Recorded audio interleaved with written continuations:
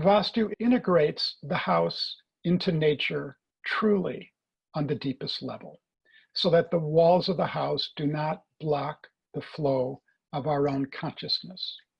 Well, what I'm going to read to you now, what we see on the screen, is Maharishi's preferred definition of Vastu or Sthapatya as he reconstructed it. And he spent about 20 years, 20 years, very focused on restoring the system to have the effects that are described in the Vedic literature, because in his survey of the other system, of the various systems of Vastu or Sthapatya as they survive in different traditions in different parts of India, he found a lot of valuable knowledge, but he did not find a complete and holistic practice that would deliver all of the effects described in the Vedic literature. And so he worked very deeply with the architects from these ancient lineages to restore the practice to fully deliver what it proposes to deliver. And he then defined it as we read on the screen. Maharishi Sthapatya, or we can say Maharishi Vastu architecture, is the most complete and ancient system of architecture and planning according to the solar, lunar, and planetary influences on the Earth, and with reference to the North Pole, South Pole, and equator, connecting individual life with cosmic life and individual intelligence with cosmic intelligence. Well, this is a very heady definition, which I had to read many times before I felt I partially understood. And so we're going to actually unpack this sentence over the course of the next half hour. How do we design a house in accord with the solar influences on the Earth and with reference to the North and South Pole and equator, so as to connect our intelligence with the intelligence that organizes the cosmos? Here's a photograph of me in front of my own Vastu home. Susan and I and the others of us who live in Vastu get such pleasure from our own homes. They have such intense, blissful effects upon us, and they are in each of these 5 areas. And so what I'm talking about is not something abstract or theoretical to me and to Susan, but something which is real, which we experience. Maharishi has said, based on the scriptural references, the Vedic literature, that the effects of living in Vastu properly executed is to have a nourishing effect upon our health, to promote happiness, to promote family harmony, to increase the influence of success in our lives, and finally, growth towards enlightenment. Well, how is it that a building, which we normally think of as being inert, can possibly have such effects upon us? And we do not mean as a placebo, as a matter of belief, but through the functioning of real laws of nature. Well, that's what we're going to look at today. There are 4 cardinal directions on planet Earth: north, south, east, and west, but one of them is the primal direction, the basic direction. And what direction is that? Well, it's east, not north. And why is east the primal direction?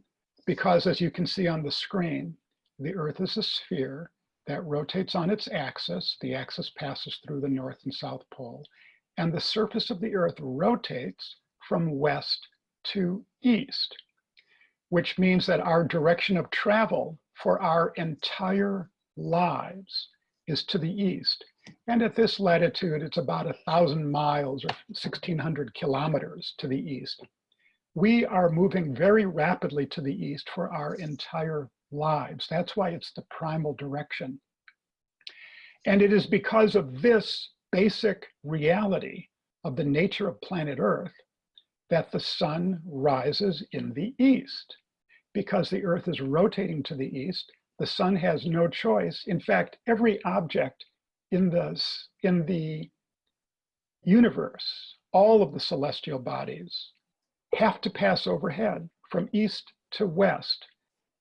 Doesn't matter what they are doing themselves, because the Earth is spinning so fast to the east. What we experience on the surface of planet Earth is the sun, the moon, the stars, and the planets passing overhead from east to west. Now, everything on the surface of planet Earth is as it is, directly or indirectly, because of the various influences of the sun and its energy. Nothing would be as it is without that. So we can say that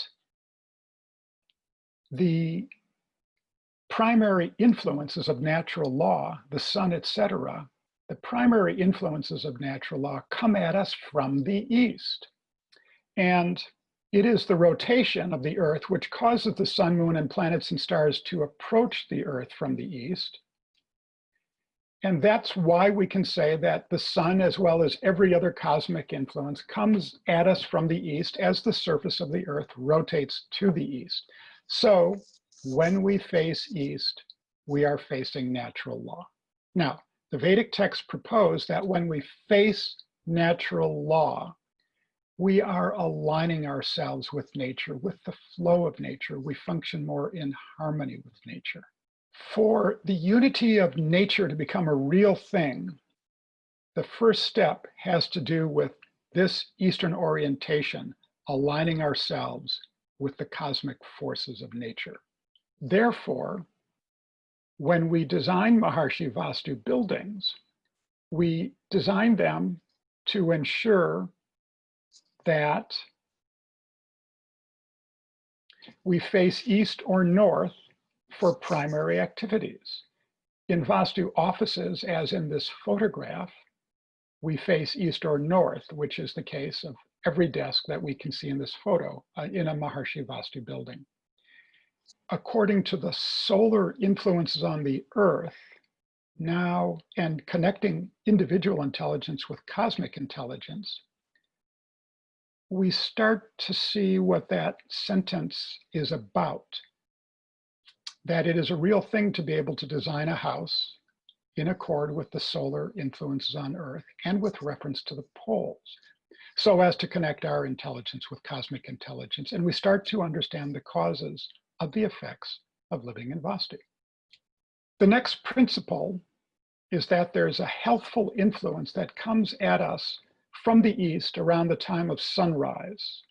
This is a principle in the ancient Vedic culture, and it's a principle which is identified in many cultures around the world. When we live indoors, how might we take advantage of this influence? Well, we elongate a building so that its longest sides face east and west, as we see in this photo of a Maharishi Vastu office building. And we make sure that we have lots of windows on the east side. Jon, I just wanted to add that we have had at least a good amount of anecdotal reports, either from people who had Vastu houses and for one reason or other had to leave them for some time and then, you know, rent out the house to people who had no prior experience or even knowledge of Maharishi Vastu, and what their, you know, overwhelming, you know, positive effect and acknowledgement of the value of being in the house was. We also have, you know, on a regular basis, there is here in Iowa, there is a bed and breakfast that is a Maharishi Vastu home, and people from, you know, all over come and stay there on a regular but short-term basis and leave comments behind in the guest book about how, you know, wonderful the, you know, their stay was, how they slept better, how they enjoyed being in the building, and those kinds of things. So it is anecdotal, that is true, but, and these were people also who knew absolutely nothing about the speciality of the house. If one knows anything at all about Vastu, about Sthapatya, what one knows is that we believe that the direction that buildings face has a dramatic effect upon the quality of life lived in the building. Well, it sounds to most people like utter superstition, completely improbable. And we'll look at the statistical evidence in just a second. But before we do that, there's a lot of information on this chart, so you're probably staring at your screen. Go ahead and take a screenshot if you want, so you can look at it later. What you are seeing is in the notes that a house that faces east has an influence of enlightenment and fulfillment, and that a house that faces north, that would be at the top, also with the yellow arrow, has an influence of prosperity and happiness. A house facing northeast has a lesser influence of success on the outside, and the other directions all have various negative influences we don't really want to pay too much attention to. But noteworthy is that a house that faces south has all negative influences. The effect of living in a south-facing house, we understand from the ancient Vedic literature, is problems and suffering. So, is this real? Because it's something which has been so unexamined by Western science and so out of the realm of our day-to-day conversations for most people that it seems very unlikely. So what's the research? There have been 4 research projects done to date, 3 of them published in good peer-reviewed medical journals. Each of these 4 studies has looked at the effects upon some objective measurement of quality of life of people, non-meditators, and in almost all cases, not living in Fairfield, Iowa, and correlating them with the directions that the houses face. And the cliff notes is that in every case, in each of these 4 studies, which we're about to look at, subjects who live in south-facing houses have significantly worse outcomes. It may sound like I'm describing a set of rules. Sleep facing this way, have the house face that way, make sure that plenty of light comes in through these windows. But Vastu is not a set of rules. It is an integrated force of nature. And why can I claim that? Of course, the Vedic literature is very clear on that, and it gives us a very profound understanding that we are simply using nature's own organizing intelligence that is used in the organization of all of the structures of nature. I get the importance of light from the east, but why the emphasis on the front door and an exact east as opposed to approximate east? In addition to the rotation of the earth, we can say that the passage of the sun overhead from east to west maybe traces some lines reflecting that passage. And they're parallel lines that run from east to west on the surface of the globe. If we were to connect the North Pole and South Pole on the surface of the globe, we would be tracing lines that run north-south. They're kind of pie slices, but at any single point on the globe, they appear to run, they do run true north-south.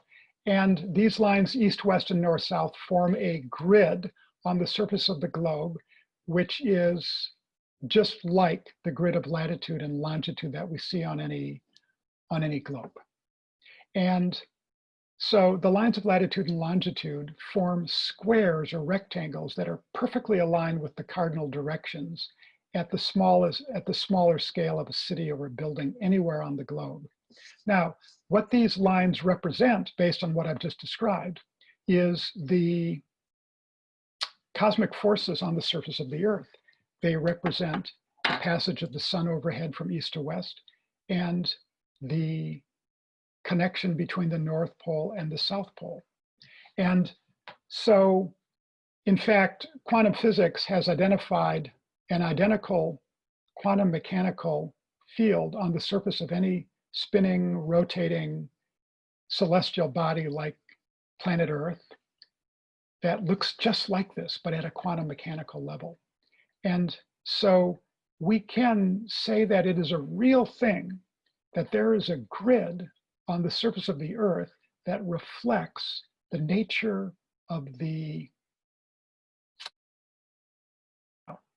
If we erect some structure on the surface of planet Earth, a building, we can choose to erect it so that it is aligned with this grid, that its walls run in the cardinal directions precisely, or not. And we can think that if they are not aligned with the cardinal directions, we can visualize that there might be some kind of localized interference pattern caused by the building proximate to it, which might explain why criminal activity is higher in south-facing buildings, but that's another subject. So this helps us to understand the answer to that question that was asked earlier about why we try to lay out buildings very precisely to the cardinal directions. Okay, I hope that makes sense. And now, this is why when we look at Maharishi Vastu communities, and we're going to look at an aerial view of the largest community in North America so far, North Campus Village, which will soon have 180 Maharishi Vastu units of housing in it. We find that the houses are laid out according to the grid, and the roads run due north, south, and east, west. And in a smaller, early, but very charming Maharishi Vastu village, which is Mandala One Village in Maharishi Vedic City, which I lived in for some time and really loved. I found that life is very pleasant, very coherent because of the effect of the grid.